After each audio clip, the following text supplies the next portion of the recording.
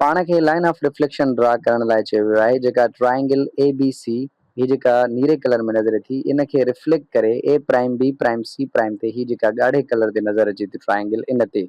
सो ही जेकी पाण खे लाइन मिलियल आहे इहा मूवेबल लाइन आहे, पाण इन खे हेठि करे सघूं था मथे करे सघूं था। जेकॾहिं असां हिन रेड ट्राइंगल खे ॾिसूं त इहा रिफ्लेक्शन नज़र अचे थी कंहिंजी ब्लू ट्राइंगल जी, छाकाणि त जेकॾहिं ब्लू ट्राइंगल में असां ॾिसंदासीं त सी पॉइंट असां वटि हेठि आहे ऐं जेकॾहिं रेड में ॾिसूं त इहो सी पॉइंट मथे आहे। सो असां ॾिसंदासीं सभ खां पहिरियां त सी जो सी ताईं डिस्टेंस केतिरो आहे, अचो काउंट कयूं 1 2 3 4 5 6। सो 6 यूनिट जेको आहे हिननि जे विच में फ़र्क़ु आहे। सो पाण जेकॾहिं ही लाइन जेकी लाइन ऑफ रिफ्लेक्शन आहे इहा विच ते खणी अचूं, 3 यूनिट्स हेठि खणी अचूं त ट्राइंगल जो सी पॉइंट जेको आहे उन जी रिफ्लेक्शन सी प्राइम ते अची वेंदी।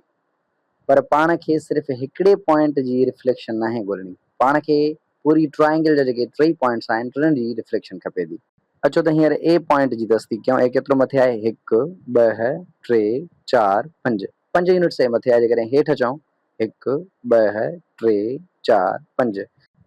सो ए प्राइम ए जी रिफ्लेक्शन आहे, इहो दुरुस्त आहे। सो अचो त हाणे बी खे चेक कयूं। जेकॾहिं बी खे ॾिसूं त असां वाई एक्सिस ते 7 यूनिट मथे आहे ऐं लाइन ऑफ रिफ्लेक्शन खे ॾिसूं त उहा वाई एक्सिस ते 1 यूनिट मथे आहे।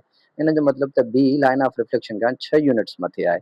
ऐं जेकॾहिं बी प्राइम खे असां ॾिसूं त उहा -5 ते खड़ी आहे वाई एक्सिस ते। इन जो मतिलबु त इहा बि 6 यूनिट हेठि आहे। इन जो मतिलबु त हीअ जेका लाइन ऑफ रिफ्लेक्शन आहे इन मुताबिक़ ब्लू जेकी ट्राइंगल आहे असां वटि ए बी सी उन जी रिफ्लेक्शन रेड ए प्राइम बी प्राइम सी ते ई थींदी।